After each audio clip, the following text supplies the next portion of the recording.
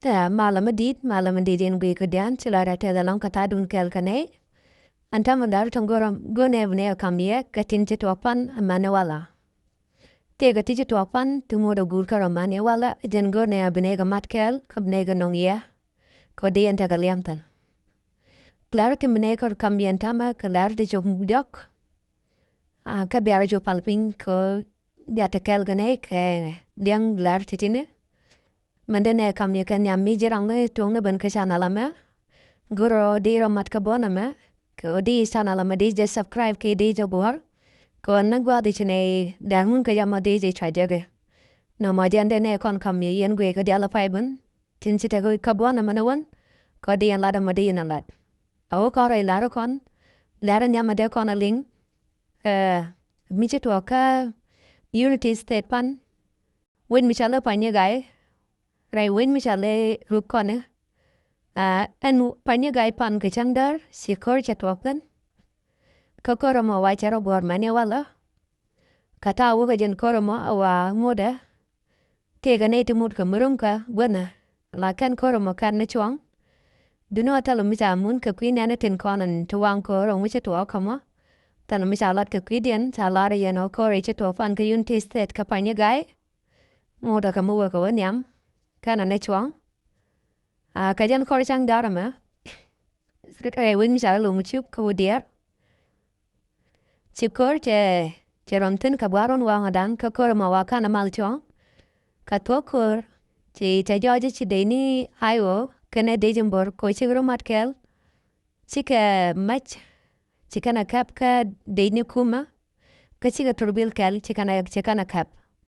Ka kor kamen chatero itavalat. Chikana abo chikanga kap. Neti chiban ka deni kel tuyale. Chikana neto chikana kap. Duno atalami chikana lelka. Chikana wiyanaka. La jikor. Ka kor kamen chikor chatuak. Ke jikor chuang. Te joy cha turbil kana mach. Chava kap ka chafay na chava kap. Chi renal joban. Ka kor tamlin. Ka kor kamen chikor chuang. Chi renal joban. Renal mo ja renal chalan tunup. Wala na bok ka de may ninyal. Renal mo chabun chabok ko Wudier. Ka win mi chalamangok. Chana buktin. An renal mo no. Na mo jana chitua kwa chang dara mo cha. Cha Longechuk kya buk ka renal wala. Kwa chang dara paiwa. Na mo go ne odi anta liang tan bono. Lara no dian queen ani teji kong ling ro neti de nong ka so Sudan. Ka chika ji so Sudan.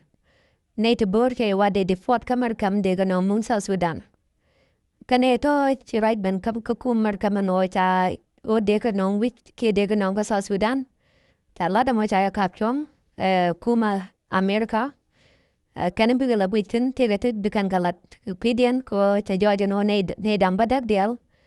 Chika ji so Sudan. Duno kan dial chava de nong ka ji so Sudan kenyam. Ka koro chikuma mar kam cha bitin ka chi jumwana chika gwijoda. Chika lada mo chika na ja kap wichon ka guat. Ko ba ne to ba kon wit. Ba ne duno ka ji so Sudan raiden. Kan ba nong ka so Sudan do. Duno ne do ko ken. Ba kai dagwini ken. Ne do ko ken te joja no isi ji so Sudan. Ke ji isi ata ko ken. Ne baro raiden. Ramkel karada ajalaran so Sudan ana. Duno ka kor kami wade ne ta dega nong so Sudan kala mi kuma so Sudan alar ka kwidian. Chibiana kan tala la mi chika nongun ke tala mi chika naga ka kwin andran. Ko ne to ka ne to bor chika ji so Sudan. Duno tala mi kuma so Sudan tala mi chaka nel ka kwin andran o dire ka o ne ta chika ne ka chibu weda. Kala mi chika na latin mani intama. Na mo arain buka kumar kamano chalada mo cha kapcho majan. Amanu mi cha investigation cha kon lat ko baka ne to baka ling. Wo bara wanang wejel loro kaja ke wejen beten. Tije ka lat rugo ne de yan galen de jan gwai chang daram na. Chiloy da tia dalong katadun kel kane. Bia ne kwarbo ka kwila ro kama uga ban. Abia tia mal chiloy da tet.